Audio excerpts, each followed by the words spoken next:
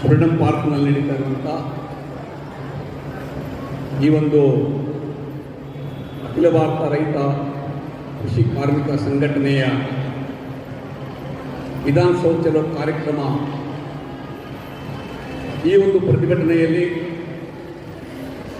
ಭಾಗವಹಿಸಲಿಕ್ಕೆ ಮತ್ತು ಮುಖ್ಯ ಭಾಷಣಕಾರರಾಗಿ ಮಾತನಾಡಲಿಕ್ಕೆ ಆಗಮಿಸಿರುವಂಥ ನಮ್ಮ AIKMS ಸಂಘಟನೆಯ ಅಖಿಲ ಭಾರತ ನಾಯಕರಲ್ಲಿ ಒಬ್ಬರಾಗಿರುವಂಥ ಉಪಾಧ್ಯಕ್ಷರಾಗಿರುವಂಥ ಕಾಮ್ರೇಡ್ TS ಸುನೀಲ್ಕುಮಾರ್ ಅವರೇ, ವೇದಿಕೆ ಮೇಲೆ ಉಪಸ್ಥಿತರಿದ್ದು ಈ ಕಾರಣ ನಿಮ್ಮನ್ನು ಉದ್ದೇಶಿಸಿ ಮಾತನಾಡಿರುವಂಥ ನಮ್ಮ ರೈತ ಸಂಘಟನೆಯ ರಾಜ್ಯ ಅಧ್ಯಕ್ಷರಾಗಿರುವಂಥ ಕಾಮ್ರೇಡ್ M ಶಶಿಧರ್ ಅವರೇ, ಹಾಗೂ ವೇದಿಕೆ ಮೇಲೆ ಉಪಸ್ಥಿತರಿದ್ದಂಥ ಎಲ್ಲ AIKMSನ ರಾಜ್ಯ ನಾಯಕರೇ ಮತ್ತು ಬಹಳ ದೊಡ್ಡ ಪ್ರಮಾಣದಲ್ಲಿ ಇವತ್ತಿನ ಈ ಒಂದು ಪ್ರತಿಭಟನೆಗೆ ರಾಜ್ಯದ ಮೂಲೆ ಮೂಲೆಗಳಿಂದ ಆಗಮಿಸಿರುವಂಥ ಎಲ್ಲ ನನ್ನ ರೈತ ಬಾಂಧವರೇ, ಅಕ್ಕ ತಂಗಿಯರೇ, ತಾಯಂದಿರೇ, ಎಲ್ಲ ರೈತ ಮಿತ್ರರೇ,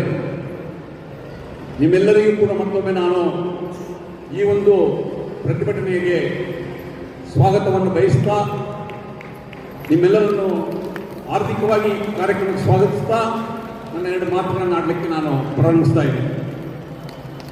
ಸ್ನೇಹಿತರೆ, ಇವತ್ತು ನಮ್ಮ ದೇಶದಲ್ಲಿ ಪ್ರತಿಯೊಬ್ಬರು ಕೂಡ ಅಧಿಕಾರದಲ್ಲಿ ಬಂದಂಥವ್ರು ಏನು ಹೇಳ್ತಾರೆ, ನಾವು ಅಧಿಕಾರಕ್ಕೆ ಬಂದರೆ ಈ ದೇಶದ ರೈತರ ಜೀವನವನ್ನು ಉದ್ಧಾರ ಮಾಡ್ತೀವಿ. ಯಾಕಂದ್ರೆ ರೈತರೇ ಈ ದೇಶದ ಬೆನ್ನೆಲುಬು.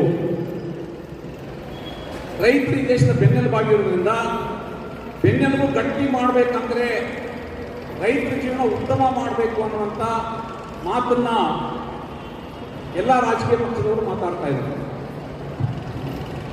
ಮುಖ್ಯವಾಗಿ ಹೇಳಬೇಕಂತಂದ್ರೆ ಕಳೆದ 11 ವರ್ಷ ಅಧಿಕಾರ ಮಾಡಿರುವಂತಹ ಕೇಂದ್ರ ಸರ್ಕಾರ, ಶ್ರೀಮಾನ್ ನರೇಂದ್ರ ಮೋದಿ ಅವರ ಕೇಂದ್ರ BJP ಸರ್ಕಾರ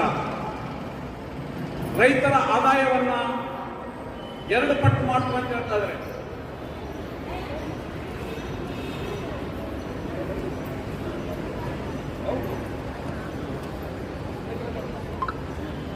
ಪಟ್ಟು ಮಾಡ್ತೀವಿ 2022ನೇ ಇಸ್ವಿಗೆ ಅಂತ ಹೇಳಿದ್ರು. ಇವತ್ತ ನಿಮ್ಮ ಆದಾಯ 2 ಪಟ್ಟು ಆಗಿದೆನಾ? ರೈತರ ಜೀವನ ಉತ್ತಮ ಆಗಿದೆನಾ? ದೇಶವನ್ನು ಕಳೆದ 11 ವರ್ಷದಿಂದ ಆಳ್ತಾ ಇರುವಂತ ಈ ದೇಶದ ಪ್ರಧಾನಮಂತ್ರಿಯವರು ಏನು ಆಶ್ವಾಸನೆ ಕೊಟ್ಟಿದ್ದಾರೆ ರೈತರಿಗೆ, ಅದನ್ನ ಈಡೇರಿಸಿದರ?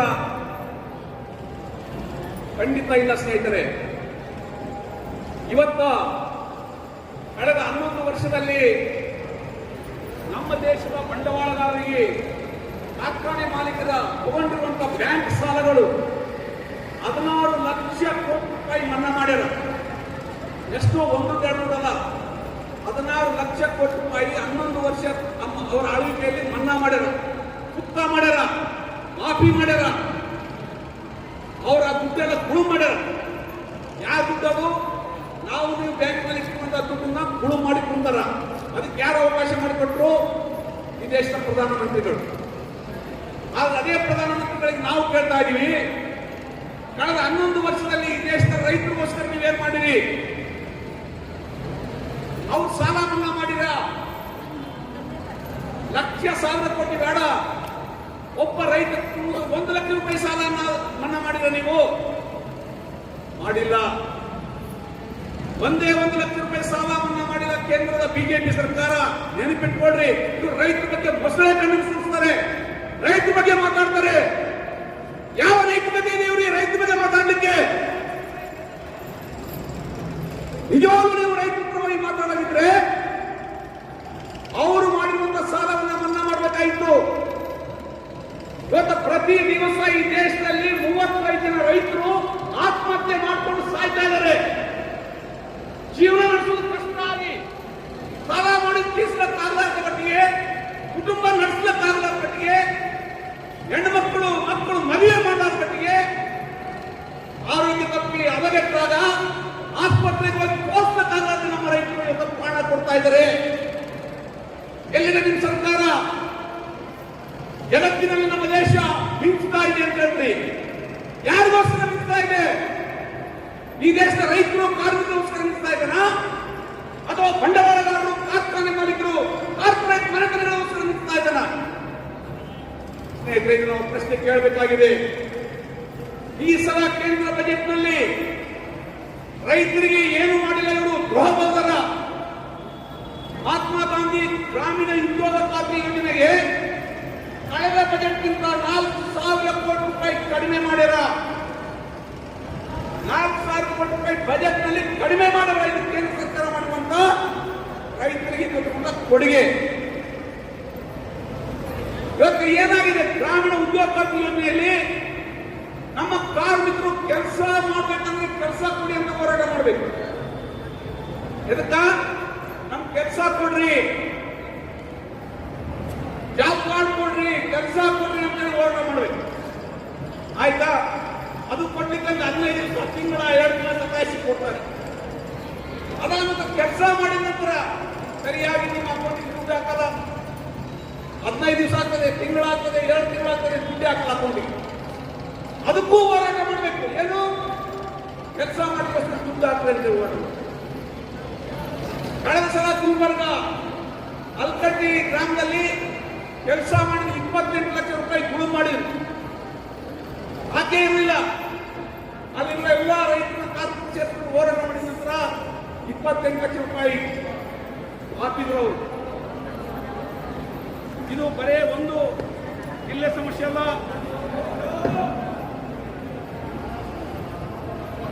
ಒಂದು ಜಿಲ್ಲೆ ಸಮಸ್ಯೆ ಅಲ್ಲ, ಒಂದು ಗ್ರಾಮದ ಸಮಸ್ಯೆ ಅಲ್ಲ. ಸ್ನೇಹಿತರೆ, ಇಡೀ ರಾಜ್ಯ, ಇಡೀ ದೇಶದ ಪರಿಸ್ಥಿತಿ ಇದೇ ರೀತಿ ಇದೆ. ಇವರು ರೈತರ ಬಗ್ಗೆ ಮಾತಾಡ್ತಾ ಇದ್ದಾರೆ. ಯಾವ ರೈತಕತೆ ಇದೆ ಇವರಿಗೆ? ನೀವು ಬಂಡವಾಳಗಾರರಿಗೆ ದುಡ್ಡು ಕೊಡ್ತೀರಿ, ರಿಯಾಯಿತಿಗಳನ್ನು ಕೊಡ್ತೀರಿ. ನಮ್ಮ ರೈತರಿಗೆ ಬೀಜ ಖರೀದಿ ಮಾಡ್ಬೇಕಾದ್ರೆ ರಿಯಾಯಿತಿ ಕೊಟ್ರ, ಗೊಬ್ಬರ ಖರೀದಿ ಮಾಡ್ಬೇಕಾದ್ರೆ ರಿಯಾಯಿತಿ ಕೊಟ್ರ, ಕೀಟನಾಶಕ ಖರೀದಿ ಮಾಡ್ಬೇಕಾದ್ರೆ ರಿಯಾಯಿತಿ ಕೊಟ್ರ.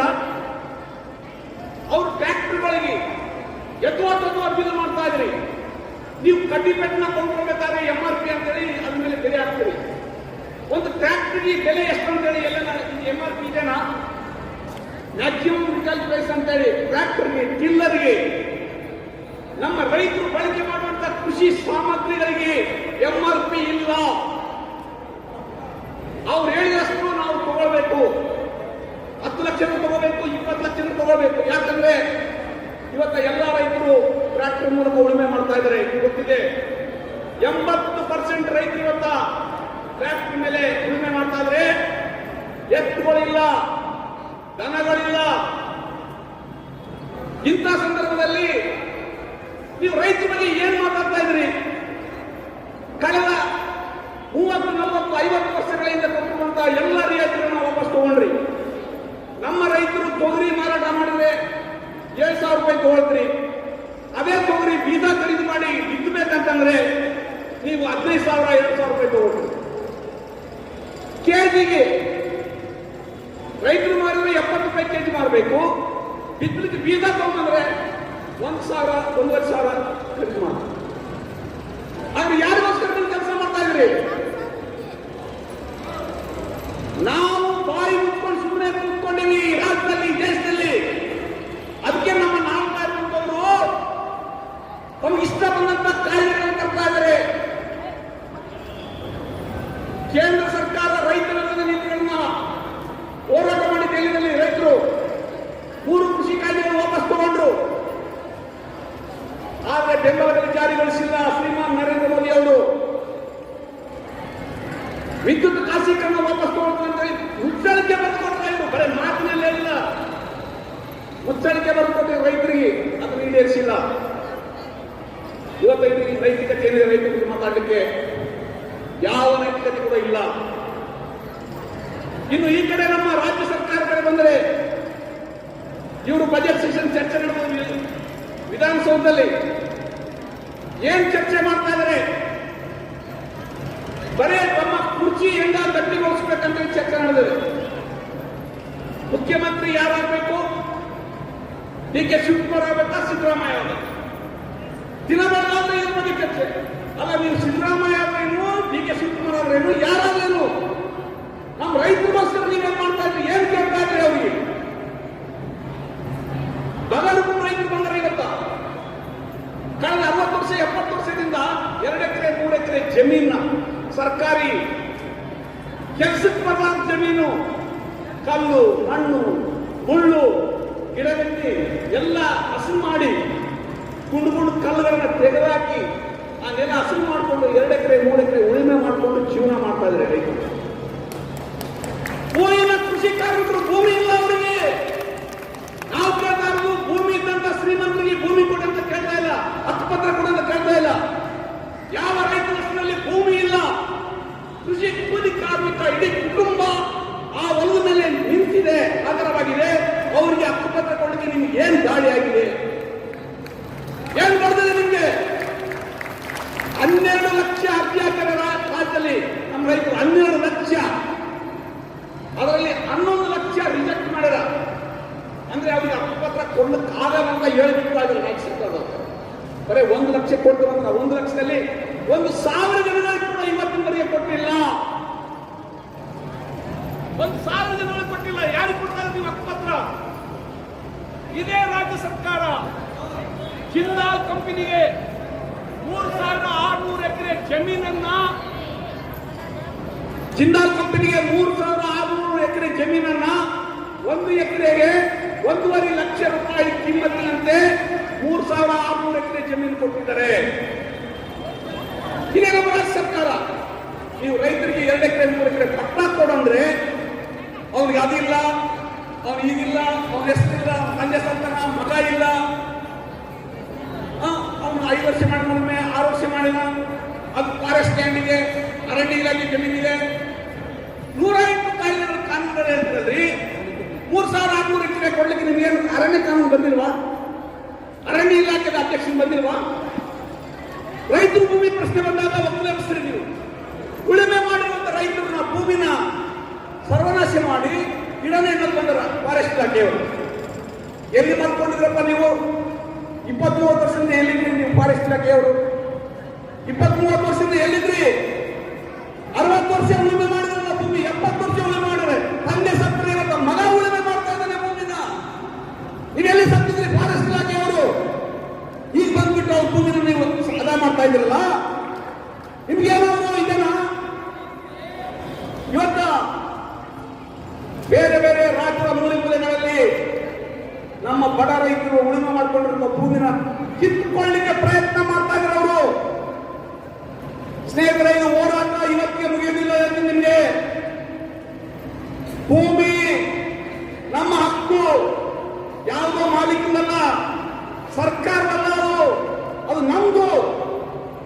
ಇಡೀ ಜಮೀನು ನಮ್ದು. ನಮ್ದಲ್ಲಿ ಯಾವುದು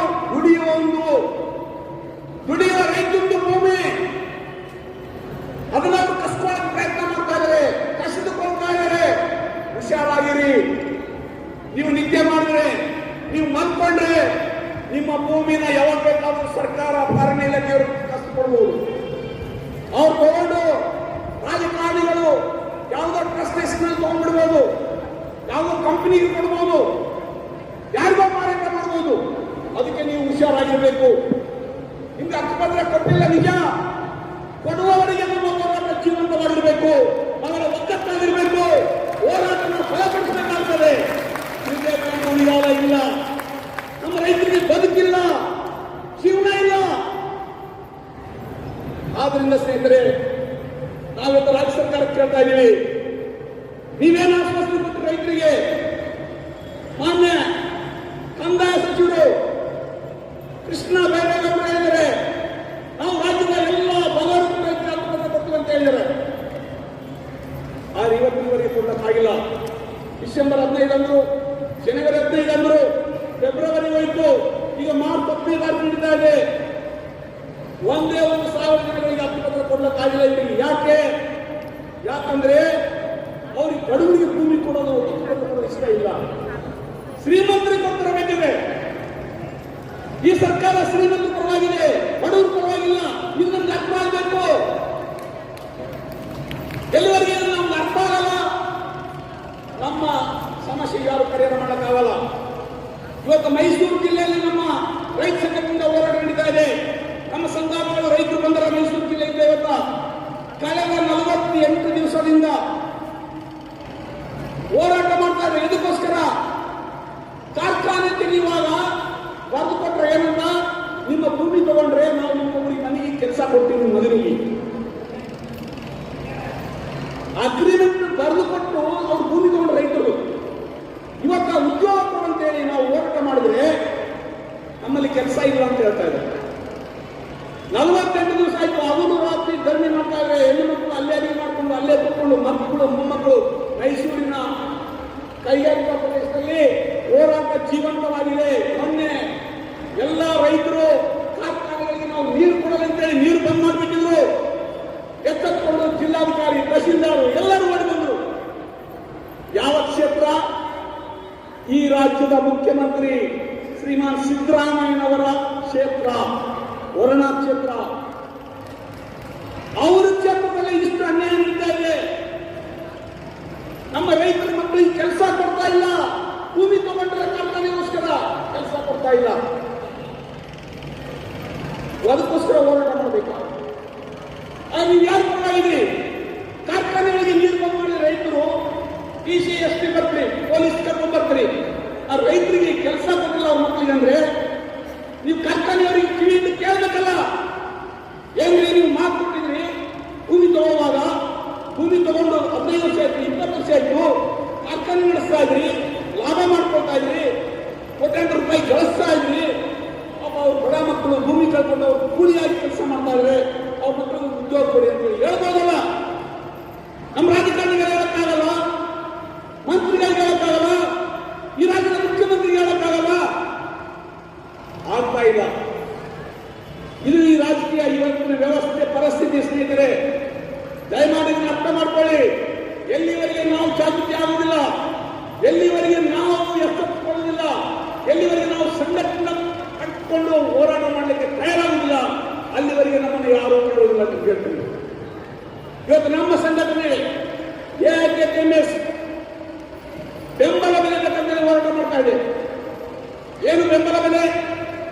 2006ರಲ್ಲಿ ಡಾಕ್ಟರ್ ಸ್ವಾಮಿನಾಥನ್ ಆಯೋಗ ರಚಿಸಿದರು ಕೇಂದ್ರ ಸರ್ಕಾರ. ಒಬ್ಬ ಕೃಷಿ ತಜ್ಞರು ಅವರು ಕೊಟ್ಟಿರುವಂತಹ ವರದಿ, ರೈತ ಖರ್ಚು ಮಾಡಿರುವಂತಹ ಆದಾಯದ ಮೇಲೆ 50% ಜಾಸ್ತಿ ಕೊಡಬೇಕು. ಉದಾಹರಣೆಗೆ ಒಂದು ಕ್ವಿಂಟಲ್ ತೊಗರಿ ಬೆಳಲಿಕ್ಕೆ 6,000 ರೂಪಾಯಿ ಖರ್ಚಾಗಿದೆ ಅಂತ ಹೇಳ್ಬೋದು. ಬೆಂಬಲ ಬೆಲೆ ಪ್ರಕಾರ ಎಲ್ಲ ಖರ್ಚುಗಳು, ರೈತ ಖರ್ಚು ಮಾಡಿ ಬೀಜ, ಗೊಬ್ಬರ, ಕೀಟನಾಶಕ, ಅವನ ಶ್ರಮ, ಕೂಲಿ ಎಲ್ಲ ಸೇರಿಸಿ 6,000 ರೂಪಾಯಿ ಖರ್ಚಾಗಿದೆ ಅಂದ್ರೆ ಬೆಂಬಲ ಬೆಲೆ ಪ್ರಕಾರ ಆತನಿಗೆ ಕ್ವಿಂಟಲ್ಗೆ 9,000 ರೂಪಾಯಿ ಕೊಡಬೇಕು. ನಾನು ಉದಾಹರಣೆ ಹೇಳ್ತಾ ಇದ್ದೀನಿ, 9,000 ರೂಪಾಯಿ ಕೊಡಬೇಕು. ಅವಾಗ ಮಾತ್ರ ರೈತ ಬದುಕಲಿಕ್ಕೆ ಸಾಧ್ಯ ಆಗ್ತದೆ, ಸಾಲ ತೀರಿಸಲಿಕ್ಕೆ ಸಾಧ್ಯ ಆಗ್ತದೆ, ಆರಾಮಿಲ್ಲದ್ರೆ ಆಸ್ಪತ್ರೆಗೆ ಹೋಗ್ಬೋದು, ಮಕ್ಕಳಿಗೆ ಶಾಲೆ ಕಳಿಸ್ಬೋದು, ಮನೆಗೆ ಕಾರಣ ಏನಾದ್ರು ಮಾಡ್ಬೋದು, ಮದುವೆ ಇಲ್ಲಾಂದ್ರೆ ಜೀವನ ಮಾಡೋದು ಬಹಳ ಕಷ್ಟ ಆಗ್ತದೆ. ಇದನ್ನ ಮಾಡ್ತಾ ಇಲ್ಲ ಸರ್ಕಾರಗಳು, ಬೆಂಬಲ ಬೆಲೆ ಜಾರಿಗೊಳಿಸ್ತಾ ಇಲ್ಲ. 23 ಬೆಳೆಗಳಿಗೆ ಬೆಂಬಲ ಬೆಲೆ ಅಂತ ಕೇಂದ್ರ ಸರ್ಕಾರ ಘೋಷಣೆ ಮಾಡಿದೆ. ಅದು ಆ ಖರೀದಿ ಯಾವಾಗ ಮಾಡ್ತಾರೆ? ಇವರು ಬೆಳೆ ಬಂದು ರಾಶಿಯಾಗಿ ರೈತರು ಅರ್ಧಕ್ಕಿಂತ ಜಾಸ್ತಿ ಮಾರಾಟ ಮಾಡಿದ ನಂತರ ಅವಾಗ ಜಿಲ್ಲೆಗಳಲ್ಲಿರುವಂತಹ ಜಿಲ್ಲಾಧಿಕಾರಿಗಳಿಗೆ ಇವರು ಆದೇಶ ಕೊಡ್ತಾರೆ, ಖರೀದಿ ಕೇಂದ್ರಗಳನ್ನು ಪ್ರಾರಂಭ ಮಾಡಿ. ಆ ಖರೀದಿ ಕೇಂದ್ರಗಳನ್ನು ಪ್ರಾರಂಭ ಮಾಡೋಷ್ಟೇ ರೈತರಂತ ಬೆಳೆನೇ ಇರಲ್ಲ, ಮಾರಾಟ ಮಾಡ್ತಿರ್ತಾರೆ. ಯಾಕೆ? ಅವರು ರಾಶಿ ಹಾಕಿದ್ರೆ ಮನೆ ಇಟ್ಕೊಳ್ಳೋಕ್ಕಾಗಲ್ಲ, ಸಾಲಗಾರರನ್ನು ಕೇಳ್ತಿರ್ತಾರೆ. ಏನ್ರಿ ನಾವು ಬೀಜ ಕೊಟ್ಟಿದ್ದೀವಿ, ಗೊಬ್ಬರ ಕೊಟ್ಟಿದ್ದೀವಿ, ಸಾಲ ದುಡ್ಡು ಕೊಟ್ಟಿಲ್ಲ ಅಂತ ಕೇಳ್ತಾರೆ. ಸಾಲ ದುಡ್ಡು ಕೊಟ್ಟಿಲ್ಲ ಅಂತ ಕೇಳಿದಾಗ ಬೆಳೆಗಳನ್ನು ಮನೆಗೆ ಇಟ್ಕೊಳ್ಳೋಕ್ಕಾಗಲ್ಲ, ರೈತರನ್ನ ಮಾರಬೇಕಾಗ್ತದೆ, ಮಾರಿ ಸಾಲ ತೀರಿಸಬೇಕಾಗ್ತದೆ. ನೀವೇನ್ ಮಾಡ್ತಾ ಇದ್ರಿ? ನಿಧಿ ಮಾಡ್ತಾ ಇದ್ರಿ ಸರ್ಕಾರದವರು, ಅಧಿಕಾರಿಗಳು. ನಾವು ನಮ್ಮ ಸಂಘಟನೆಯಿಂದ ಕೇಳ್ತಾ ಇದೀವಿ, ಸುಗ್ಗಿ ಆಗೋದಕ್ಕಿಂತ ಮುಂಚೆ, ರಾಶಿ ಆಗೋದಕ್ಕಿಂತ ಮುಂಚೆ ನೀವು ಖರೀದಿ ಕೇಂದ್ರಗಳನ್ನು ತೆರಿಬೇಕು. ಖರೀದಿ ಕೇಂದ್ರಗಳನ್ನು ಯಾವಾಗ ತೆರಿಬೇಕಂದ್ರೆ ರೈತರಿಂದ ರಾಶಿ ಮಾಡೋದಕ್ಕಿಂತ ಮುಂಚೆ ಎಲ್ಲ ಜಿಲ್ಲೆಗಳಲ್ಲಿ, ಎಲ್ಲ ತಾಲೂಕುಗಳಲ್ಲಿ ರೈತರು ಬೆಳೆದಿರುವಂತಹ ಬೆಳೆಗಳನ್ನು ಖರೀದಿ ಮಾಡಲಿಕ್ಕೆ ಖರೀದಿ ಕೇಂದ್ರಗಳನ್ನ ತೆರೀಬೇಕಂತ ನಮ್ಮ ಬೇಡಿಕೆ. ಇವಾಗ ಸರ್ಕಾರ ಇದಕ್ಕೆ ಹೋಗ್ತಾ ಇಲ್ಲ. ಅದಕ್ಕೆ ನಾವು ಈ ಬಜೆಟ್ ನಲ್ಲಿ ರಾಜ್ಯ ಸರ್ಕಾರ ಈ ಬಜೆಟ್ ಸೆಷನ್ ಇದ್ದಾಗ ಇವಾಗ ಕನಿಷ್ಠ 10,000 ರೂಪಾಯಿ ಆವರ್ತನ ನಿಧಿ ರಿವಾಲ್ವಿಂಗ್ ಫಂಡ್ ಅಂದ್ರೆ ರೈತರು ಬೆಳೆದಂತಹ ಬೆಳೆ ಮಾರ್ಕೆಟ್ ನಲ್ಲಿ ಕುಸಿದೋದ್ರೆ ಅದನ್ನ ಕೊಂಡ್ಕೊಳ್ಬೇಕಾದಂತಹ ವ್ಯವಸ್ಥೆಗೆ ದುಡ್ಡಿರಲಿ ಇವ್ರ ಹತ್ರ ಸರ್ಕಾರದ ದುಡ್ಡಿರಲ್ಲ. ಅದಕ್ಕೆ ಅವರು ಎಷ್ಟೋ ರೀತಿ ಮುಂದಕ್ಕೆ ಹಾಕ್ತಿರ್ತಾರೆ. ಅದಕ್ಕೆ ನಾವು ಬೇಕಾದ್ವಿ ಕನಿಷ್ಠ ಒಂದು 10,000 ಕೋಟಿ ರೂಪಾಯಿನ ರೈತರ ಬೆಳೆಗಳನ್ನ ಬೆಂಬಲ ಬೆಲೆಗೋಸ್ಕರ ಮೀಸಲಾಗಿ ಹೇಳ್ತಾ ಇದ್ದೀವಿ. ಇವತ್ತು ಅವರು ಇದನ್ನ ಮಾಡ್ತಾ ಇಲ್ಲ. ರೈತರಿಗೆ ನಾವು ಕಾಗದಪತ್ರಗಳನ್ನ ಡಿಜಿಟಲೀಕರಣ ಮಾಡ್ತೀವಿ, ಅವ್ರ ಮಣ್ಣು ಪರೀಕ್ಷೆ ಮಾಡ್ತೀವಿ, ಅವರು ಕೃಷಿ ವಿಜ್ಞಾನಿಗಳನ್ನ ಅವರಿಗೆ ಬೋಧನೆ ಮಾಡಕ್ಕೆ ಕಳಿಸ್ತೀವಿ. ಇಂಥ 108 ಬಜೆಟ್ ನಲ್ಲಿ ಹೇಳ್ಕೊಂಡ್ರ ಯಾವ ಕೂಡ ನಮ್ಮ ರೈತರಿಗೆ ಉಪಯೋಗ ಇಲ್ಲ. ಈಗಾಗಲೇ ಇರುವಂತಹ ಕೃಷಿ ಕಾಲೇಜುಗಳು ಕೆಲಸಕ್ಕೆ ಬರಲಾರದೆ ಹೊಣ ಹೊಡ್ಕೊಂಡು ಕೂತಿದೆ. ರೈತರು ಉದ್ಧಾರ ಮಾಡೋಕ್ಕಾಗ್ತಾ ಇಲ್ಲ ಅವರಿಂದ. ಅಂತವೇ ಕೆಲಸ ಮಾಡ್ಕೊಂಡು ನಿಂತಾರ. ಏನ್ ಮಾಡ್ಬೇಕಾದ್ರೂ ಮಾಡ್ತಾ ಇಲ್ಲ ಅವರು. ಮತ್ತೆ ನಾವು ಕೇಳ್ತಾ ಇದೀವಿ, ವಿದ್ಯುತ್ನ ಖಾಸೀಕರಣ ಮಾಡಬೇಡಿ. ವಿದ್ಯುತ್ನ ಖಾಸೀಕರಣ ಮಾಡಲಿಕ್ಕೆ ಕೇಂದ್ರ ಸರ್ಕಾರವನ್ನು ಕಾಯಿ ತಗೊಂಡ್ರ. ಇವತ್ತು ನಿಮ್ಗೆಲ್ಲ ಗೊತ್ತಿದೆ, ರೈತರ ಪಂಪ್ಸೆಟ್ಗಳಿಗೆ 5 HP 10 HP ಪಂಪ್ಸೆಟ್ಗಳಿಗೆ ಉಚಿತ ವಿದ್ಯುತ್ ಇದೆ.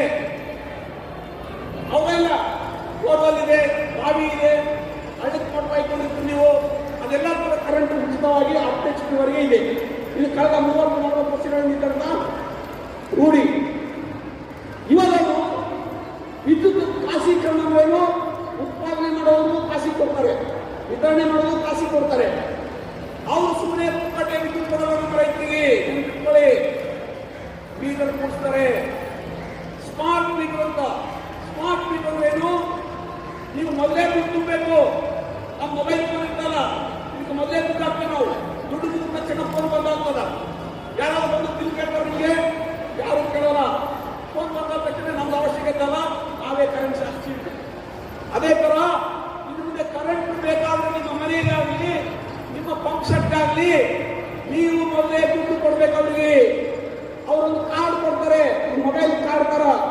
ಅದನ್ನ ನೀವು ಹಾಕೊಂಡ್ರೆ ಅದ್ರಲ್ಲಿ ದುಡ್ಡು ಎಷ್ಟು ದಿವಸ ಇರ್ತವೆ ಅಷ್ಟು ದಿವಸ ನಿಮ್ಮ ಪಂಪ್ ಸೆಟ್ಗೆ ವಿದ್ಯುತ್ ಬರ್ತದೆ, ನಿಮ್ಮ ಮನೆಗೆ ಕರೆಂಟ್ ಬರ್ತದೆ. ದುಡ್ಡು ಮುಗಿದ ತಕ್ಷಣನೇ ಆಟೋಮೆಟಿಕಲಿ ಕರೆಂಟ್ ಬಂದಾಗ್ತದೆ. ನೋಡಿ ಎಷ್ಟು ರೈತ ಕೋರಿ ಕೆಲಸ ಇವ್ರು ಮಾಡ್ತಾ ಇದ್ದಾರೆ. ಇಲ್ಲಿವರೆಗೆ ಕೊಟ್ಟಿರುವಂತಹ ಉಚಿತ ವಿದ್ಯುತ್ನ ತೆಗೆದುಹಾಕಿ ಮೀಟರ್ ಕೂಡಿಸಿ ಬಿಲ್ ಬಂದ್ರೆ ನಮ್ಮ ರೈತರಿಗೆ ಕನಿಷ್ಠ 4,000, 5,000, 6,000 ಬಿಲ್ ಬರ್ತದೆ ತಿಂಗಳಿಗೆ. ಒಂದು pump set 10 HP pump set, 5 HP pump ಸೆಟ್ಗೆ ತಿಂಗಳಿಗೆ 4,000 ಬಿಲ್ ಬರ್ತದೆ. ನಮ್ಮ ರೈತರು ಕಟ್ಟಕ್ಕೆ ಸಾಧ್ಯ ಇದೆನಾ? ಊಹಿಸ್ಕೊಳ್ಳಿ. ನಮಗೆ ಗೊತ್ತಾಗ್ತಾ ಇಲ್ಲ. ಈಗಾಗಲೇ ಸ್ಮಾರ್ಟ್ ಮೀಟರ್ ಬರ್ತೀವಿ ಅಂತೇಳಿ ಮೊನ್ನೆ ಚರ್ಚೆ ಮಾಡಿದರೆ ರಾಜ್ಯ ಸರ್ಕಾರ ಇದನ್ನು ಜಾರಿಗೊಳಿಸ್ತಾ ಇದ್ದಾರೆ. ಕೇಂದ್ರ ಸರ್ಕಾರ ತಂದಿರುವಂತಹ ನೀತಿನ ನಮ್ಮ ರಾಜ್ಯ ಸರ್ಕಾರದವರು ಜಾರಿಗೊಳಿಸ್ತಾ ಇದ್ರೆ ನಿಮ್ಮ ಆಧಾರ್ ಕಾರ್ಡ್ ಲಿಂಕ್ ಮಾಡ್ತಾ ಇದ್ದಾರೆ. ನಾವು ಇದನ್ನು ವಿರೋಧ ಮಾಡ್ತಾ ಇದ್ದೀವಿ. ರೈತರಿಗೆ ಇಲ್ಲಿವರೆಗೆ ನೀವು ಸೌಲಭ್ಯ ಕೊಟ್ಟಿದ್ರಿ, ಒಂದೇ ಒಂದು ಸೌಲಭ್ಯ ನೀವು ಕಸ್ಕೊಂಡ್ರೆ ರೈತರ ಪಂಪ್ಸೆಟ್ಗೆ ಮೀಟರ್ ಕೊಡಿಸಿದ್ರೆ ನಿಮ್ಮ ಮೀಟರ್ಗಳನ್ನು ಅಲ್ಲೇ ಸುತ್ತಾಗ್ತದೆ ಅಂತ ಹೇಳಿದವ್ರಿಗೆ ಆ ಕೆಲಸ ನೀವು ಮಾಡಬೇಕು. ಈ ಊರಿನಲ್ಲಿ ಯಾವನಾದ್ರೂ KEB ಅಧಿಕಾರಿ ಮೀಟರ್ ಕೊಡಿಸೋಕೆ ಬಂದ್ರೆ ಆ ಎಲ್ಲ ಮೀಟರ್ಗಳನ್ನು ತಗೊಂಡು ಊರು ಮುಂದೆ ಹಾಕಿ ಸುತ್ತಾಕ್ರಿ. ಅವ್ರು ಏನ್ ಮಾಡ್ತಾರೆ ಮಾಡ್ಕೊಳಕ ಇಲ್ಲದೆ ನಾವು ಒತ್ತಾಯಪೂರ್ವಕವಾಗಿ ನಿಮ್ಮ ಪಂಪ್ ಸೆಟ್ಗೆ ನಿಮ್ಮ ಮನೆಗೆ ಒಂದು ಸ್ಮಾರ್ಟ್ ಮೀಟರ್ ಸಿಗ್ತಾರೆ. ನೀವು ನಾವು ಒಪ್ಪಬಾರದು. ಯಾಕೆ ಖಾಸೀಕರಣ ಕೊಡ್ತಾ ಇದ್ರಿ? ಸರ್ಕಾರ ಉತ್ಪಾದನೆ ಮಾಡುವುದಲ್ಲ ವಿದ್ಯುತ್ನ, ಸರ್ಕಾರ ಸರಬರಾಜು ಮಾಡುವುದಲ್ಲ ವಿದ್ಯುತ್ನ. ಯಾಕೆ ಮಾಡೋಕ್ಕಾಗ್ತಾ ಇಲ್ಲ? ಖಾಸಗಿಯವರ ಕಮಿಷನ್ ತಿಂದು ದುಡ್ಡು ತಿಂದು ಅವರಿಗೆ ವಿದ್ಯುತ್ ಮಾರಾಟ ಮಾಡಲಿಕ್ಕೆ ಕೊಡ್ತಾ ಇದ್ದಾರೆ. 3 ರೂಪಾಯಿ ಇರುವಂತಹ ಯೂನಿಟ್ 6 ರೂಪಾಯಿ 7 ರೂಪಾಯಿ ಯೂನಿಟ್ ಮಾರಾಟ ಮಾಡ್ತಾರೆ ಖಾಸಗಿಯವರು. ನೆನಪಿಟ್ಕೊಳ್ಳಿ. ಇವತ್ತ 200 ಯೂನಿಟ್ ಮನೆಗೆ ಫ್ರೀ ಅಂತ ಹೇಳ್ತಾ ಇದ್ರೆ ಬಹಳ ದಿವಸ ಮುಂದುವರ್ಸಲ್ಲ. ಇನ್ನು ಬಹಳ ದಿವಸ ಮುಂದುವರೆಯಲ್ಲ. ಒಂದು ವೇಳೆ ಇವಾಗಲೂ ಇದು ಮುಂದುವರೆಸಲಾಗಿದೆ. ಖಾಸಗೀಕರಣ ಯಾಕೆ ಮಾಡ್ತಾ ಇದ್ರಿ? ಸ್ಮಾರ್ಟ್ ಮೀಟರ್ ಯಾಕೆ ಬೇಕಾಗಿದೆ? ಯಾರಿಗೆ ಸ್ಮಾರ್ಟ್ ಮೀಟರ್? ನೀವು ವಿದ್ಯುತ್ ಉಚಿತವಾಗಿ ಕೊಡ್ತಾ ಇದ್ರಿ, ರೈತ ಪಂಪ್ಸೆಟ್ಗಳಿಗೆ ಉಚಿತವಾಗಿ ಕೊಡ್ತಾ ಇದ್ರಿ. ಇದ್ರಿ, ಮನೆಗೆ 200 ಯೂನಿಟ್ ಉಚಿತ ಕೊಡ್ತಾ ಇದ್ರಿ. ಹಾಗಿದ್ರೆ ಸ್ಮಾರ್ಟ್ ಮೀಟರ್ಗಳನ್ನು ಯಾಕೆ ಕುಡಿಸ್ತಾ ಇದ್ರಿ? ನಾವು ಪ್ರಶ್ನೆ ಮಾಡ್ತಾ ಇದ್ದೀವಿ, ಯಾರಿಗೋಸ್ಕರ ಕುಡಿಸ್ತಾರೆ ಸ್ಮಾರ್ಟ್ ಮೀಟರ್ನ? ಇದನ್ನ ನಾವು ವಿರೋಧ ಮಾಡಬೇಕಾಗಿದೆ.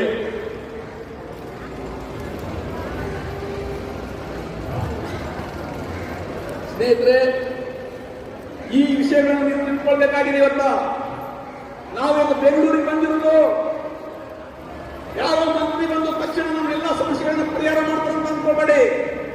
ಆ ಕನಸು ನಮಗೂ ಇಲ್ಲ, ಆ ನಂಬಿಕೆ ನಮಗೂ ಇಲ್ಲ. ಆದ್ರೆ ನಮಗೆ ಒಂದು ನಂಬಿಕೆ ಇದೆ, ರೈತರ ಒಗ್ಗಟ್ಟಿನಲ್ಲಿ ನಂಬಿಕೆ ಇದೆ, ರೈತರ ಹೋರಾಟ ಶಕ್ತಿಯಲ್ಲಿ ನಂಬಿಕೆ ಇದೆ, ರೈತರ ಚಳವಳಿಯಲ್ಲಿ ನಂಬಿಕೆ ಇದೆ. ರೈತರಿಗೆ ಇವತ್ತಿನ ನಾಳೆ ಎದ್ದು ನಿಂತ್ಕೊಂಡ್ರೆ ಈ ವಿಧಾನಸೌಧ ನಡೆಯಲಿಕ್ಕೆ ಸ್ಟಾರ್ಟ್ ಆಗ್ತದೆ, ಅರ್ಥ ಮಾಡ್ಕೊಳ್ಳಿ. ಯಾಕಂದ್ರೆ 145 ಕೋಟಿ ಜನರಿಗೆ ಈ ದೇಶದಲ್ಲಿ ಅನ್ನ ಹಾಕ್ತಾರವ್ರು ಯಾರು? ಯಾವನ ಕಾರ್ಖಾನೆಯಲ್ಲಿ ಜೋಳ ತಯಾರು ಮಾಡೋಕ್ಕಾಗ್ತದ? ಅಕ್ಕಿ ತಯಾರು ಮಾಡೋಕ್ಕಾಗ್ತದ? ತೊಗರಿ, ಹೆಸರು, ಶೇಂಗಾ, ತೆಂಗಿನಕಾಯಿ ತಯಾರು ಮಾಡೋಕ್ಕಾಗ್ತದ? ಯಾವ ಕಾರ್ಖಾನೆಯಲ್ಲಿ ಆಗೋದಿಲ್ಲ. ಅದು ತಯಾರಾಗುವುದು ನಮ್ಮ ರೈತರ ರಕ್ತ ಬೆವರು ಸುರಿದಾಗ ಭೂಮಿಯಲ್ಲಿ ಬೆಳೆ ಬಂದಾಗ ಸಾಧ್ಯ ಇದೆ. ಯಾವ ಕಾರ್ಖಾನೆಯಲ್ಲಿ ಅನ್ನ ಬೆಳೆಯಕ್ಕೆ ಸಾಧ್ಯ ಇಲ್ಲ ರೈತರೇ. ಸ್ನೇಹಿತರೆ, ಇದನ್ನ ಇವತ್ತು ನಮ್ಮ ಈ ರೈತ ವಿರೋಧಿ ರಾಜಕಾರಣಿಗಳಿಗೆ, ಜನಪ್ರತಿನಿಧಿಗಳಿಗೆ, ಬಂಡವಾಳಶಾಹಿಗಳಿಗೆ ಅರ್ಥ ಮಾಡಿಸಬೇಕು. ನೀವು ರೈತರನ್ನ ದ್ರೋಹ ಬಂದ್ರೆ ಬಹಳ ದಿವಸದ ಅಧಿಕಾರದಲ್ಲಿ ಇರಕ್ಕಾಗಲ್ಲ. ಮತ್ತೆ ಚುನಾವಣೆಗಳು ಬರ್ತದೆ. ಇವತ್ತು ಗ್ರಾಮ ಪಂಚಾಯತ್ ಎಲೆಕ್ಷನ್, ಜಿಲ್ಲಾ ಪಂಚಾಯತ್, ತಾಲೂಕು ಪಂಚಾಯತ್ ಚುನಾವಣೆ ಬರ್ತಾ ಇದೆ ನೋಡಿ ಜೂನ್ನಲ್ಲಿ. ಸ್ವಲ್ಪ ಪ್ರಶ್ನೆ ಮಾಡ್ರಿ, ನಿಮ್ಮಲ್ಲಿ ಯಾರು ಮತ ಕೇಳಕ್ ಬರ್ತಾರೆ? ನಮ್ಮ ರೈತರ ಜೀವನ ಉದ್ಧಾರ ಮಾಡಿಲ್ಲ, ನೀವು ಇವಾಗ ಇದ್ದೀವಿ, ನೀವು ಮತ್ತೆ ಓಟ್ ಕೇಳಕ್ ಬಂದಿರಲ್ಲ. ಏನ್ ಮಾಡ್ರಿ ನೀವು ನಮಗೋಸ್ಕರ ಅಂತ ಕೇಳಬೇಕು. ನೀವು ಎಲ್ಲಿವರೆಗೆ ನಾವು ಕೇಳೋದಿಲ್ಲ ಅಲ್ಲಿವರೆಗೆ ಅವರು ಅಧಿಕಾರವನ್ನು ಮುಂದುವರ್ಕೊಂಡು ಹೋಗ್ತಾರೆ. ಆದ್ರಿಂದ ಸ್ನೇಹಿತರೆ, ಇವತ್ತು ಫ್ರೀಡಂ ಪಾರ್ಕಲ್ಲಿ ನಡೀತಾ ಇರುವಂತಹ ಈ ಹೋರಾಟ ಒಂದು ಐತಿಹಾಸಿಕವಾದಂತಹ ಹೋರಾಟ, ಚಳವಳಿ. ಇದು ಇಲ್ಲಿಗೆ ಮುಗಿಯುವುದಿಲ್ಲ. ಇವತ್ತಿನ ಹೋರಾಟ ಒಂದು ಪ್ರಾರಂಭ ಅಂತ ತಿಳ್ಕೊಳ್ಳಿ. ಈ ರಾಜ್ಯ ಸರ್ಕಾರ ಅಥವಾ ಕೇಂದ್ರ ಸರ್ಕಾರ ಎಲ್ಲಿವರೆಗೆ ರೈತ ವಿರೋಧಿ ನೀತಿಗಳನ್ನು ವಾಪಸ್ ತಗೊಳ್ಳೋದಿಲ್ಲ, ರೈತರ ಪರವಾಗಿರುವಂತಹ ನೀತಿಗಳನ್ನು ತರುವುದಿಲ್ಲ, ಅಲ್ಲಿವರೆಗೆ ನಮ್ಮ ಹೋರಾಟ ನಿರಂತರವಾಗಿರ್ತದೆ. ಹಳ್ಳಿಗಳಲ್ಲಿರ್ತದೆ, ತಾಲೂಕು ಕೇಂದ್ರಗಳಲ್ಲಿ, ಹೋಬಳಿಗಳಲ್ಲಿರ್ತದೆ. ಇಲ್ಲಿ ಬಂದಿರುವಂತಹ ನಮ್ಮೆಲ್ಲ ಮಹಿಳಾ ಪ್ರತಿನಿಧಿಗಳು ಇಂಥ ಹಲವಾರು ಹೋರಾಟಗಳಲ್ಲಿ ನೀವೆಲ್ಲ ಕೂಡ ರೈತರು ಭಾಗವಹಿಸಿದ್ರಿ. ಇನ್ನು ಮುಂದೆ ಕೂಡ ಭಾಗವಹಿಸಬೇಕು. ನಾವು ಕೇಳ್ತಾ ಇರೋದು, ಯಾವ ರೀತಿ ಬಂಡವಾಳಗಾರರಿಗೆ ಸಾಲ ಮನ್ನಾ ಮಾಡಿರಿ, ನಮ್ಮ ರೈತರಿಗೆ ಸಾಲ ಮನ್ನಾ ಮಾಡ್ರಿ. ಕಡೆ ಪಕ್ಷ 5 ಲಕ್ಷದವರೆಗೆ ಮಾಡಿರುವಂತಹ ಸಾಲವನ್ನು ಮನ್ನಾ ಮಾಡ್ರಿ. ಸಣ್ಣ ರೈತರದು 2 ಎಕರೆ, 3 ಎಕರೆ, 5 ಎಕರೆ ಒಳಗಿರುವಂತಹ ಸಣ್ಣ ರೈತರಿಗೆ ಸಾಲ ಮಾಡಿದರೆ ಆ ಸಾಲವನ್ನು ಮನ್ನಾ ಮಾಡ್ರಿ ಅಂತ ನಾವು ಕೇಳ್ತಾ ಇದ್ದೀವಿ. ಎರಡನೇದಾಗಿ, ಸರ್ಕಾರಿ ನೌಕರರು ರಿಟೈರ್ಡ್ ಆದ ನಂತರ ಪೆನ್ಷನ್ ಸಿಗ್ತದೆ. 60 ವರ್ಷ ಕೆಲಸ ಮಾಡಿ ರಿಟೈರ್ಡ್ ಆದ ನಂತರ ಪೆನ್ಷನ್ ಕೊಡ್ತಾರೆ. ಅಂದ್ರೆ ಅರ್ಧ ಸಂಬಳ ಸಿಗ್ತದೆ. 60,000 ಸಂಬಳ ಇದೆ, 30,000 ಸಂಬಳ ಸಾಯಿವರೆಗೆ ಬರ್ತದೆ ಸರ್ಕಾರಿ ನೌಕರಿನಲ್ಲಿದ್ದವರು. ಆಗ ನಮ್ಮ ರೈತರ ಪರಿಸ್ಥಿತಿ ಏನು? 60 ವರ್ಷ ಹೊಲದಲ್ಲಿ ದುಡಿದ ನಂತರ, 60 ವರ್ಷ ದುಡಿಮೆ ಮಾಡಿದ ನಂತರ ಇಡೀ ದೇಶದ ಜನಗಳಿಗೆ ಅನ್ನ ಹಾಕಿದಂತ ರೈತ 60 ವರ್ಷ ಆದ ನಂತರ ದುಡಿಲಿಕ್ಕಾಗ್ತವ್ರಿಗೆ ಆಗಲ್ಲ. ಮತ್ತು ಅವರಿಗೆ ಪೆನ್ಷನ್ ಬೇಕಾದಲ್ವಾ, ಪಿಂಚಣಿ ಬೇಕಾದಲ್ವಾ? ಅದಕ್ಕೆ ನಾವು ಕೇಳ್ತಾ ಇದೀವಿ ಕೇಂದ್ರ ಸರ್ಕಾರಕ್ಕೆ ಮತ್ತು ರಾಜ್ಯ ಸರ್ಕಾರಕ್ಕೆ ಕನಿಷ್ಠ 10,000 ರೂಪಾಯಿ ನಮ್ಮ ದೇಶದ ರೈತರು ಯಾರು 60 ವರ್ಷ ಆಗಿದೆ ಅವರಿಗೆ ಪಿಂಚಣಿ ಕೊಡಬೇಕು. ತಿಂಗಳಿಗೆ 10,000 ಕೊಡ್ಬೇಕಂತ ನಾವು ಕೇಳ್ತಾ ಇದ್ದೀವಿ. ಇದು ನ್ಯಾಯ ನಿರ್ಣಯ ಇರಲಿ, ನ್ಯಾಯ ಇದೆ. ಇದು ನ್ಯಾಯಬದ್ಧವಾಗಿ ನಾವು ಕೇಳ್ತಾ ಇದ್ದೀವಿ. ಸರ್ಕಾರಕ್ಕೇನು ವಿಟ್ಟಿಯಾಗಿ ನಾವು ಕೇಳ್ತಾ ಇಲ್ಲ, ನ್ಯಾಯಯುತವಾಗಿ ಕೇಳ್ತಾ ಇದ್ದೀವಿ. ಪಿಂಚಣಿ ಕೊಡಬೇಕು ನಮ್ಮ ರೈತರಿಗೆ 60 ವರ್ಷ ಆದ ನಂತರ ಕನಿಷ್ಠ 10,000 ಕೊಡಬೇಕು ತಿಂಗಳಿಗೆ. ಇದು ನಮ್ಮ ರೈತ ಸಮಿತಿಯಿಂದ ನಾವು ಬೇಡಿಕೆ ಇದ್ದೀವಿ. ಸ್ನೇಹಿತರೆ, ಇವೆಲ್ಲ ನಾವೇನು ಈ ರಾಜ್ಯದ ಮುಖ್ಯಮಂತ್ರಿಗಳಿಗೆ ಮತ್ತು ಕೇಂದ್ರ ಸರ್ಕಾರಕ್ಕೆ ಬೇಡಿಕೆಗಳ ಪಟ್ಟಿ ಮಾಡಿದ್ದೀವಿ. ಸುಮಾರು 13-14 ಬೇಡಿಕೆಗಳು. ಇವೆಲ್ಲ ಬೇಡಿಕೆಗಳು ನಮ್ಮ ರೈತರು ಪ್ರತಿದಿನ ಜೀವನದಲ್ಲಿ ಎದುರಿಸ್ತಾ ಇರುವಂತಹ ಸಮಸ್ಯೆಗಳಿಗೆ ಸಂಬಂಧಪಟ್ಟಿದೆ. ಏನೋ ಕೋರಿಕೆಗೋಸ್ಕರ ನಮ್ಗೆ ಇದು ಮಾಡಿ ಅದು ಮಾಡಿ ಅಂತ ನಾವು ಕೇಳ್ತಾ ಇಲ್ಲ. ದುಡಿಲಾರ್ದೆ ಬಂಗಾರ ಕೊಡಿ, ಬೆಳ್ಳಿ ಕೊಡಿ, ಹೊಲ ಕೊಡಿ ಅಂತ ನಾವು ಕೇಳ್ತಾ ಇಲ್ಲ, ದುಡ್ಡು ಕೊಡಿ ಅಂತ ನಾವು ಕೇಳ್ತಾ ಇಲ್ಲ. ನ್ಯಾಯಸಮ್ಮತವಾಗಿ ಕಷ್ಟದಲ್ಲಿರುವಂತ ರೈತರಿಗೆ, ಬಡ ರೈತರಿಗೆ, ಕೃಷಿ ಕೂಲಿ ಕಾರ್ಮಿಕರಿಗೆ ನ್ಯಾಯ ಒದಗಿಸಿಕೊಡೋಗೋಸ್ಕರ ನಾವು ಈ ಬೇಡಿಕೆಗಳನ್ನು ಇಟ್ಕೊಂಡು ಹೋರಾಟವನ್ನು ಮಾಡ್ತಾ ಇದ್ದೀವಿ. ಆದ್ರಿಂದ ಸ್ನೇಹಿತರೆ, ಇವತ್ತು ಈ ಹೋರಾಟ ಯಶಸ್ವಿ ಆಗಬೇಕಾದ್ರೆ ನಮ್ಮ ರೈತರಲ್ಲಿ ಒಗ್ಗಟ್ಟಿರಬೇಕು, ಸಂಘಟನೆ ಗಟ್ಟಿಗೊಳಿಸಬೇಕು. ಹಳ್ಳಿಗಳಲ್ಲಿ ನೀವೆಲ್ಲ ಕೂಡ ಕಮಿಟಿ ಮಾಡಬೇಕು. ಇದೆಲ್ಲ ಮೆಂಬರ್ ಆಗಬೇಕು ರೈತ ಸಂಘಟನೆಗೆ. ನಿಮ್ಮ ಊರಿನಿಂದ ಬಂದಿದ್ರೆ, ಪಕ್ಕದಲ್ಲಿಂದ ಯಾರು ಬಂದಿಲ್ಲ ಅವ್ರಿಗೆ ಹೇಳ್ಬೇಕು ಈ ವಿಷಯನ. ನಾವು ಸುಮ್ಮನೆ ಕೂತ್ಕೊಂಡ್ರೆ ಮುಂದಿನ ದಿನ ಬಹಳ ಕಷ್ಟ ಇದೆ. ನಮ್ಮ ಮಕ್ಕಳು, ಮೊಮ್ಮಕ್ಕಳು ನಾವು ತಗೊಂಡಿರುವ ಯಾವ ಸೌಲಭ್ಯಗಳು ಕೂಡ ಈ ಸರ್ಕಾರಗಳು ಕೊಡೋದು ನೆನ್ಪಿಟ್ಕೊಳ್ಳಿ. ಹೇಳ್ತಾ ಇದ್ದೀವಿ, ಎಲ್ಲ ಸೌಲಭ್ಯಗಳು ವಾಪಸ್ ತಗೊಳ್ತಾ ಇದ್ರವರು ಇವತ್ತೇ ತಗೊಳ್ಬೇಕು. ಮುಂದಿನ ಪೀಳಿಗೆ ರೈತರು ಇವತ್ತು ಎಷ್ಟು ಕಷ್ಟ ಇದೆ ಅಂದ್ರೆ, ರೈತರು ತಮ್ಮ ಮಕ್ಕಳನ್ನ ರೈತರಾಗಕ್ಕೆ ಬಿಡ್ತಾ ಇಲ್ಲ. ರೈತರು ಮಕ್ಕಳಿಗೆ ಹೆಣ್ಣು ಕೊಡಕ್ಕೆ ತಯಾರಿಲ್ಲ ಅಂತ ಪರಿಸ್ಥಿತಿ ಇದೆ ಇವತ್ತ. ಆದ್ರೆ ರೈತರ ಬದುಕು ಇಲ್ಲದೆ ಇದ್ರೆ ಒಂದು ಸಮಾಜ ನಡೆಯಲಿಕ್ಕೆ ಸಾಧ್ಯ ಇಲ್ಲ, ಒಂದು ದೇಶ ನಡೆಯಲಿಕ್ಕೆ ಸಾಧ್ಯ ಇಲ್ಲ. ಯಾಕೆ ರೈತರು ಇಡೀ ದೇಶದ ಬೆನ್ನೆಲುಬು, ನಿಜವಾಗ್ಲೂ ಬೆನ್ನೆಲುಬು ಆತ ದುಡಿಮೆಯಿಂದನೇ ನಾವೆಲ್ಲರೂ ಊಟ ಮಾಡಕ್ಕೆ ಸಾಧ್ಯ ಇದೆ. 145 ಕೋಟಿ ಜನ ಊಟ ಮಾಡ್ತಾ ಇರೋದು ರೈತರಿಂದಾಗಿ. ಅವ್ರು ರೈತರ ಬಗ್ಗೆ ಮಾತಾಡಬೇಕಾಗಿಲ್ಲ, ರೈತರ ಬಗ್ಗೆ ನಿಜವಾಗ್ಲೂ ಕೆಲಸ ಮಾಡಬೇಕಾಗಿದೆ. ಅದನ್ನೇ ನಾವು ಇವತ್ತು ಒತ್ತು ಕೊಟ್ಟು ಹೇಳ್ತಾ ಇದ್ದೀವಿ ಸ್ನೇಹಿತರೆ. ಇವತ್ತ ಈ ಹೋರಾಟದಲ್ಲಿ ನಮ್ಮ ಸಂಘಟನೆ ಎಐಟಿಕೆಬಿ ಸಂಘಟನೆ ಇದೆ. ನಿಜವಾಗ್ಲೂ ನಾವು ನಂಬಿರುವುದು ಹೋರಾಟದಲ್ಲಿ, ಚಳವಳಿಯಲ್ಲಿ, ರೈತರ ಐಕ್ಯತೆಯಲ್ಲಿ, ರೈತರ ಒಗ್ಗಟ್ಟಿನಲ್ಲಿ ಅಂತ ಒಂದು ಹೋರಾಟ ಒಗ್ಗಟ್ಟನ್ನು ಬಲಪಡಿಸಲಿಕ್ಕೆ ನಮಗೆ ಮಹಾನ್ ಕ್ರಾಂತಿಕಾರಿಗಳು ನೇತಾಜಿ ಸುಭಾಷ್ ಚಂದ್ರ ಬೋಸ್ ಆದರ್ಶಿದ್ದಾರೆ, ಭಗತ್ ಸಿಂಗ್ ಆದರ್ಶ ಇದ್ದಾರೆ, ಜ್ಯೋತಿ ಬಾಪುಲೆ ಅಂತವರು, ಹಲವಾರು ಮಹನೀಯರು ಸ್ವಾತಂತ್ರ್ಯ ಪುಸ್ತಕ ತಮ್ಮ ಪ್ರಾಣವನ್ನೇ ಕೊಟ್ಟಿದ್ದಾರೆ. ಅಂತವರು ಆದರ್ಶ ಇಟ್ಕೊಂಡು ಮುಖ್ಯವಾಗಿ ಈ ದೇಶದ ಮಹಾನ್ ಕ್ರಾಂತಿಕಾರಿ ಕಾಮ್ರೇಡ್ ಸುಭಾಷ್ ಬೋಸ್ ಅಂತೇಳಿ ಅವರು ನಮ್ಮ ಸಂಘಟನೆ ಕಟ್ಟಲಿಕ್ಕೆ ವಿಚಾರವನ್ನು ಕೊಟ್ಟುಕೊಂಡವರು. ಅವರ ಆದರ್ಶ ವಿಚಾರಗಳ ಆಧಾರದ ಮೇಲೆ ನಾವು ಹೊಸ ಸಮಾಜ ಕಟ್ಟಲಿಕ್ಕೆ, ಎಲ್ಲರಿಗೆ ರೈತರ ಜೀವನ, ಕಾರ್ಮಿಕರ ಜೀವನ ಉತ್ತಮ ಆಗಲಿಕ್ಕೆ ಒಂದು ಹೊಸ ಸಮಾಜದ ಕನಸಿಟ್ಕೊಂಡು ನಾವು ಸಂಘಟನೆ ಕಟ್ತಾ ಇದ್ದೀವಿ. ಈ ಕಟ್ಟುವ ಕೆಲಸದಲ್ಲಿ ನೀವೆಲ್ಲರೂ ಭಾಗಿಯಾಗಬೇಕು, ಬೆಂಬಲಿಸಬೇಕು. ನಿಮ್ಮ ಹಳ್ಳಿಗಳಿಗೆ ವಾಪಸ್ ಹೋದ ನಂತರ ಸಂಘಟನೆಯನ್ನ ಗಟ್ಟಿಗೊಳಿಸಬೇಕು ಅಂತ ಹೇಳಿ ಕರೆ ಕೊಟ್ಟ ನನ್ನೆರಡು ಮಾತ್ರ ಮುಗಿಸ್ತಾ ಇದ್ದೀನಿ. ರೈತ